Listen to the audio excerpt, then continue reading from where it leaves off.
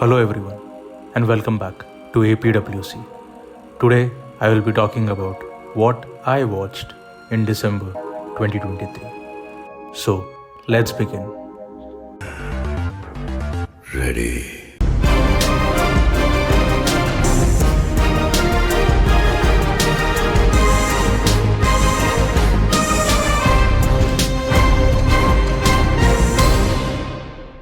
Animal. My review is already available on this channel. You can check that by clicking on the iCard above, where I have mentioned in detail about my opinion regarding Animal. I enjoyed this film and I will definitely watch the extended cut when it releases on Netflix. Blue Beetle. I have no words honestly. I was skeptical before watching this film but still decided to give it a try, and I was just disappointed looking at the way DCU is ending. It started on a good note with Man of Steel, Batman vs Superman, and even Zack Snyder's Justice League for that matter. But the way it's ending is just disheartening. I feel kinda sad to see Zack Snyder's vision being torn apart one movie at a time. This year's DC lineups have been a disaster, with Shazam Fury of the Gods, The Flash, Blue Beetle, and Aquaman and the Lost Kingdom. Let's see what James Gunn has in store, as I really enjoyed The Peacemaker. A Dog's Purpose. A Dog's Purpose is a fine blend between laughing and crying. A movie that you can watch and relate if you ever had a pet or planning to have one in the future. Any movie with dogs as the main theme has made me cry. That's the impact dogs have on me in general. Whether it's 777 Charlie, Hachi, or Bolt, I have wept. Jigar Thanda XX. With a slow, boring first half and a mind-blowing second half, this spiritual sequel to Jigar Thanda is a must-watch. Karthik Subraj has brilliantly crafted a story which takes its time to build the world it is set in, but never misses the spot. It has one of the finest interval blocks and an extraordinary second half that I have seen this year. The cinematography is top notch, the color grading is brilliant, the BGM is fantastic, and the messaging of this film is an icing on the cake. Don't miss this flick at any cost. When Harry Met Sally. I guess they don't make rom-coms like this anymore. After I watched this, it reminded me of Hum Tum, and turns out that Hum Tum was loosely inspired by this movie. There is a scene in the movie where Harry describes Sally as attractive and has a good personality. And that's exactly how Sally is, with those big beautiful eyes, blonde frizzy hair, and that smile.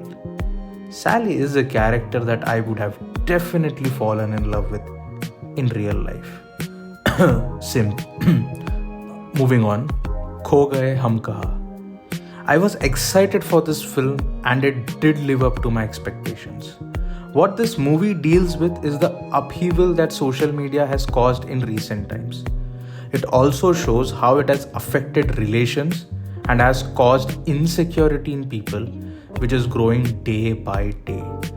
I genuinely like such films where friendship is the central theme, and I'm a sucker for them.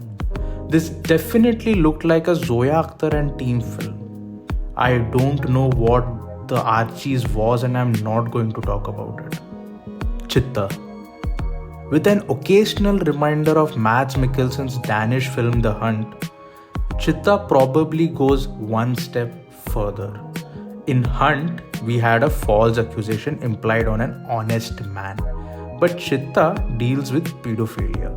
And the story revolves around how Chitta, played by Siddharth, goes about finding and getting justice in the way he deems fit. The theme is definitely haunting, but what hurts most is when the movie begins with a disclaimer based on a true event, unfortunately. That line itself broke me. It shattered me into pieces. Siddharth has definitely done a phenomenal job, no doubt about it.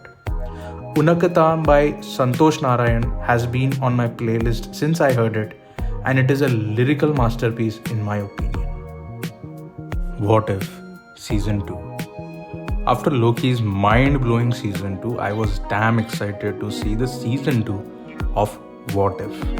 And with the news that all 9 episodes will be released on a daily basis from 22nd onwards, I was pumped and overjoyed.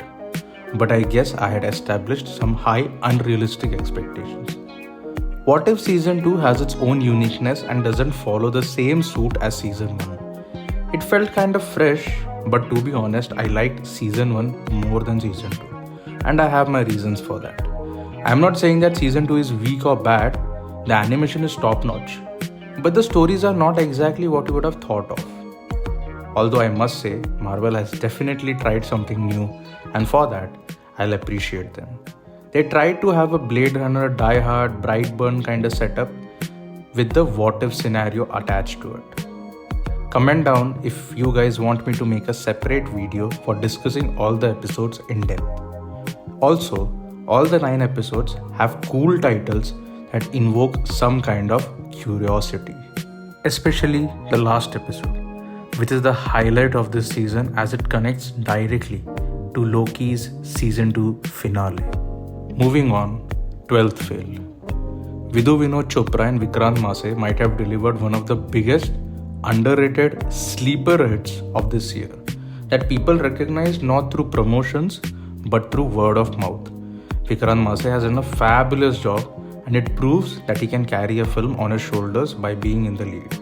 It has its realistic emotional moments, and you do get teary-eyed occasionally. In simple words, the film delivers what it has promised. What else can you ask for? Toby. The three Shettys are a force to reckon with. They have blown up the Kannada film industry with some phenomenal films in the recent time. Watch this film just to experience the legendary performance of Rajbir Shetty. He hasn't spoken a word in this film, and still his acting keeps you gripped. It will remind you of Garuda Gamana of Rishabha Vahana, and if you have watched it, then you must definitely check out Toby.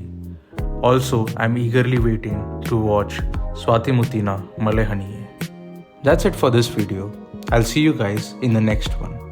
Till then, Tata कर दो बस मुझे टाटा कर दो